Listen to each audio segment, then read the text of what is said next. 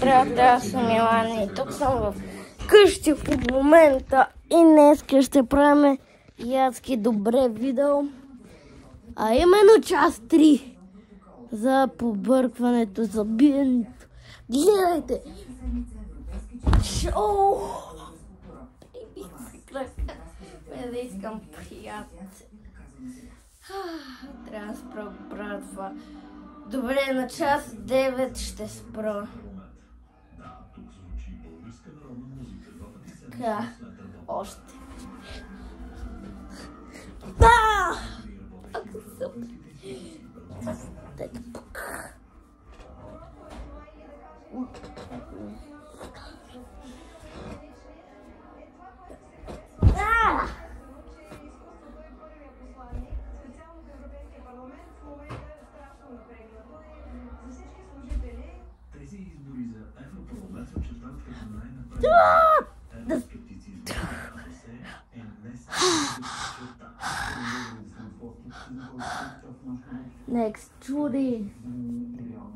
Next to the boy.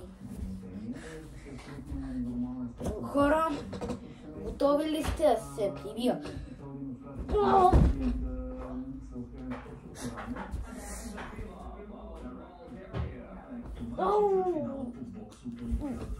Дарих си, брат. Чакайте, приятно. Гледайте.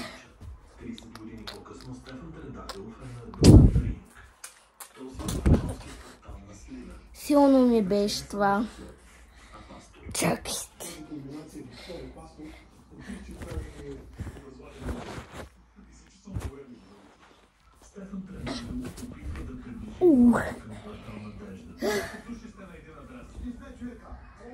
Малко е тъпо това. Ще започна.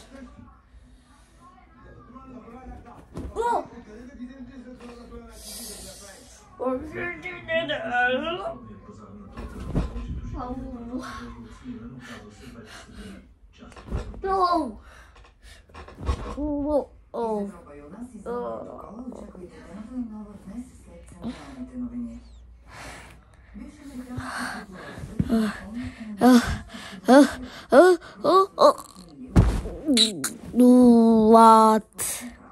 Приятели, виждате ли ме? Чакайте малко. Преди съм се прибил в... Приятели, ще пусна нищо. Много странно.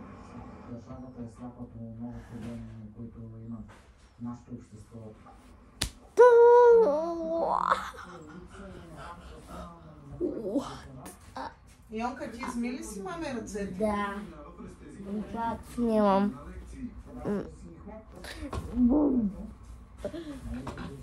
Ау! Ау! Ау!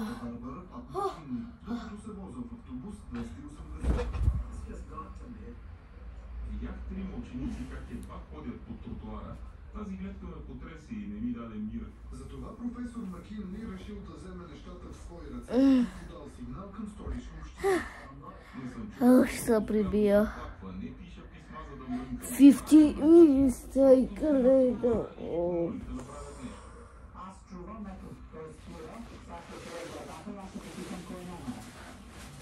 Приятели, още ли сте тук?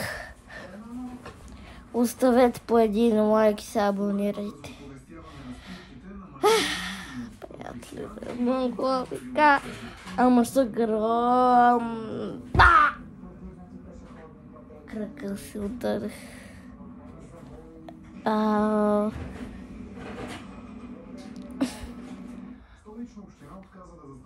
Гледайте. Оу!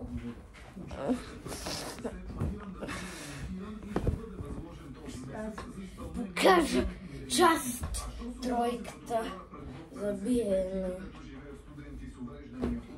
Нали, сега ми е тежка. Много съм щастлив, че нещо ще бъде направено. ми казал. Но вижте усмивката ми, направо ме правите деня.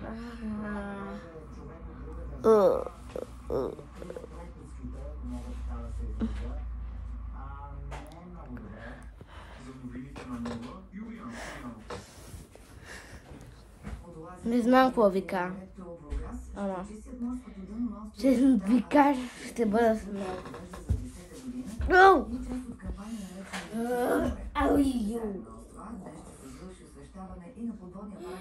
Само причиних толкова силно този удар. Не знам, приятели. 8 юни е и трябва да спрем. Помислих ли за участваха в почистването на морското дъно, бяха извлечени достатъчно много боклуци, които не би трябвало да са там. Преди това те се гмурнаха за откриване на подводния параклис Света Анастасия, като към тях се присъедини и президентът Румен Радев. Преди да се спусне към параклиса, президентът заяви, че опазването на българската природа е отговорност за всички нас. Оставете по един лайк, приятели, моля. И... Фака. Много инициативи и подводни параклиси, спускат се други важни обекти. Знаете, че има дори самолет спуснат, който представлява атракция за туристите. Тези инициативи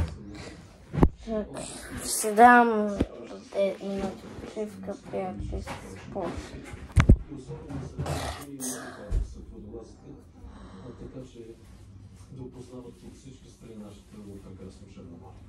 Параклисът е уникален по природа и първи за българското Черноморие. Хубавото е, че това е една първо частна инициатива. Ние се надяваме, че това ще е нещо, което ще е началото на нещо по-голямо. Това са така наречените изкуствени рифове, които са красни с обистание на най-различни рибки и между бетонен параклис, който е може би с размери 2 на 4, без да са много прецизен. Има надпис, който е обозначен, кръст на правилник на рождана стомана и статуята на Света Анастасия.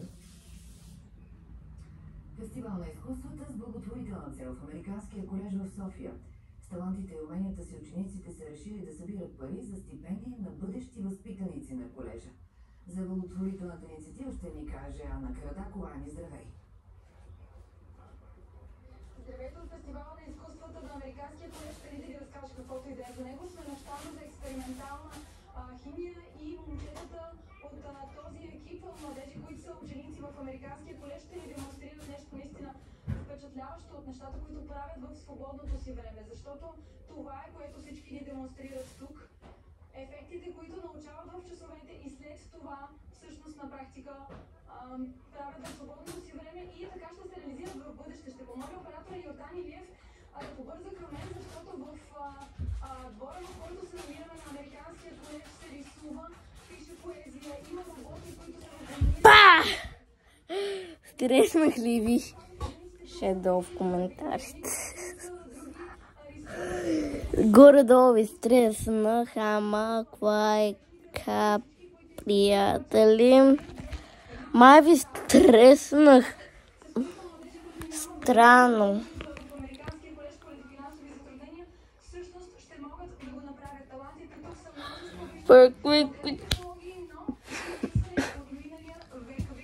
Що се прибих?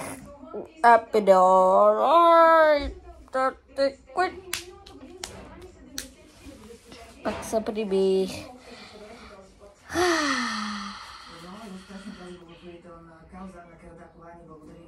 Ще се бия.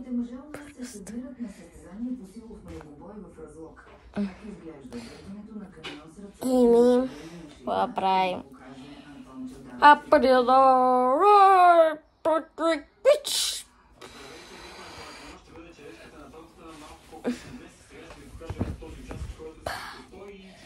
Прибих с тежката артилерия, ако се бих с банана, щях да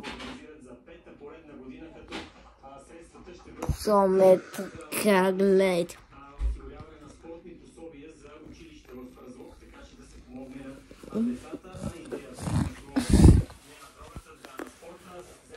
Лошо е, приятели, това.